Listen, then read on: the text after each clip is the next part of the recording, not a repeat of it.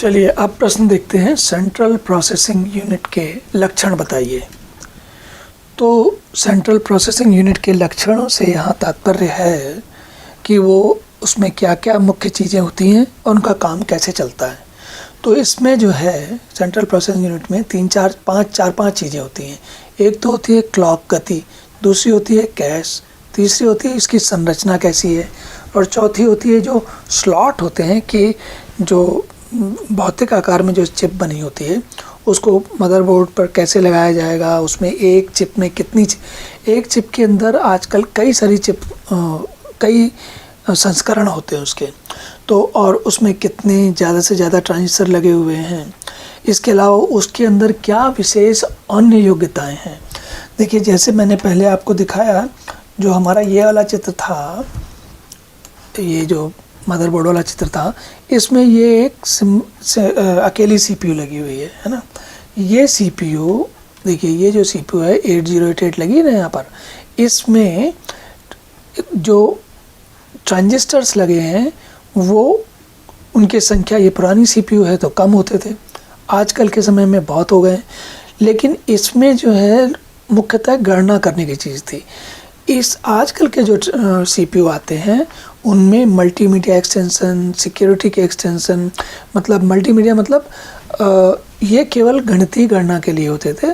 आजकल जैसे कि चित्रों की गणना या गणित की गणना या और भी कुछ चीज़ें उसमें, जैसे ध्वनि की गणना, तो उस तरह की जो चीज़ें कार्यकलाप हैं उनको भी, उनकी क्षमता, उनके लिए आवश्यक क्षमता सीपीयू के अंदर भी आ गई है, जो पहले नहीं होती थी। इस सीपीयू में नहीं थी, आजकल के ज़माने में जो आते हैं नए वाले उनमें होती है। तो ये इसके भाग हैं। अब ज़रा इसके अंदर देखते हैं कि इसका काम कैसे चलता है। तो जो ये संरचना है, अब इसमें पहले इसकी मूलभूत कार्यप्रणाली समझते हैं। मूलभूत कार्यप्रणाली ये है, जैसे आप सोचिए एक उदाहरण के तौर पर, ये मानिए कि किसी दफ्तर में, किसी कार्यालय में कोई श्रमिक है, उसका काम है जो सामान बिकने जाने वाला है उसको, जो कंपनी में जो उत्पाद बना उसको डिब्बे में डालेगा, उसे बंद करेगा, उसके ऊपर टेप से पता लगाएगा कहाँ जाना है और जाकर किसी जो गोदाम है वहाँ पर रख के आएगा। तो पहले गोदाम से लाएगा, उसके साथ डब्बे के अंदर रखेगा, फिर उसके ऊपर पता लिखेगा, फिर वापस गोदाम में रख के आएगा। ये श्रमिक का काम होता है।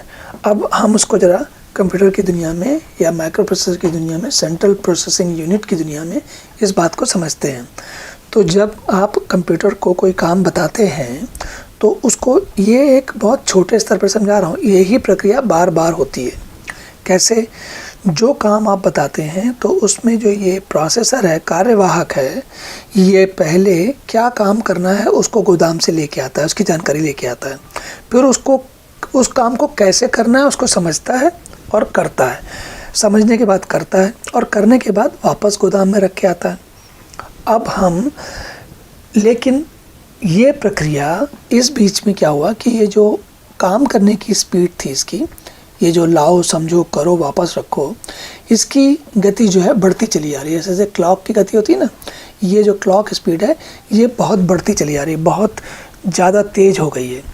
इतनी तेज़ हो गई है कि पहले कुछ मेगा हर्ट्ज में, मतलब एक सेकंड में एक बार, एक हर्ट्ज का मतलब होता है एक सेकंड में एक बार, मेगा हर्ट्ज मतलब एक सेकंड में 1000 बार। आजकल यही एक सेकंड में 10 लाख बार, 20 लाख बार, 50 लाख बार, 1 करोड़ बार होती है। तो आप उसकी गति समझ सकते हैं कितनी जल्दी ये काम होने लगा है। लेकिन ये जो यहाँ इसकी गति बढ़ गई, यानी कि कार्यवाहक करने की गति बढ़ गई, वो तो बढ़ गई, लेकिन जो ये गोदाम से जाके सामान लेके आने वाला काम है, इसकी गति उतनी नहीं बढ़ पाई। तो अब क्या करें? यानी कि यहाँ काम जल्दी हो रहा है और यहाँ से सामान गोदाम से लाना रखना देर लग रही है।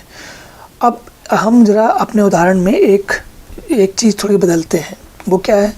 मान लीजिए कि श्रमिक को सामान रखने के बाद, डिब्बा बंद करने के बाद टेप लगाना होता है। तो सामान अलग अलग हो सकता है, लेकिन डिब्बा बंद करना और उसके ऊपर टेप लगाना हर बार करना पड़ता है। तो टेप लगाना एक ऐसी प्रक्रिया हुई जो हर बार होगी, सामान कोई भी हो, ठीक है। तो अब जो टेप लगाने वाला जो टेप है, पहले क्या होता था कि मेमोरी से यानी कि गोदाम से सामान लेके आता था, वो यहाँ पर उसके साथ डब्बे में बंद करता था, फिर टेप भी लाता था और बंद करता था। तो अब क्या किया इन्होंने कहा कि हम टेप एक बगल वाले कमरे में रख लेंगे, जिसको हम कैश कहते हैं। कैश में रख दिया हमने, तो एक चक्कर 2 चक्कर जो मेमोरी ये गोदाम से टेप लाने वाले थे वो बच गए। ये मैंने एक आपको बड़े सरल तरीके से समझाया है। असल में ये सारी कार्यक्रम थोड़ा और क्लिष्ट, थोड़ा कठिन होता है, लेकिन मूलभूत बात यही होती है। तो अब हम क्या करते हैं, हमने इस पूरी प्रक्रिया में लाओ, समझो, करो, वापस रखो, और अगर कोई ऐसा काम हो जिसको कि बगल वाले कमरे में यानी कि कैश में रख सकते हो तो कैश में रख लो। इसीलिए मेमोरी से लाना देर लगती है, इसलिए कैश में रखते हैं। जो चीज़ें कैश में रखी जा सकती हैं, आप ये कह सकते हैं कि हम सब कुछ कैश में क्यों नहीं रख लेते। तो इसलिए नहीं रख पा रहे हैं क्योंकि कैश जो है वो महंगी है, छोटी जगह होती है, जगह हमारे पास उतनी ही है और सारा काम उसी में करना है। तो इसीलिए कार्यवाहक को मेमोरी से सामान लाना या कैश से लाना या क्लॉक की स्पीड का जो इसकी गति है, इन सब का सामंजस्य बनाना होता है। और इसी में जैसे जैसे निरंतर जो प्रगति होती है उसके कारण गति, क्षमता और उसकी संभावना है, उसकी जो कार्य क्षमता है वो सभी बढ़ती जाती है। तो पिछले 40 सालों में, 45 सालों में जो लगातार प्रगति हुई है वो इन्हीं चीज़ों को और बेहतर तरीके से करने के लिए हुई है।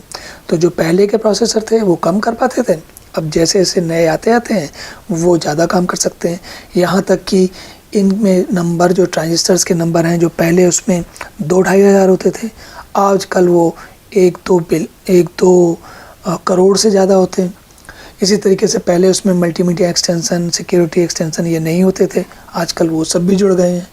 तो समय के साथ संभावनाएं, कार्यक्षमताएं और गति सभी कुछ बढ़ गई है।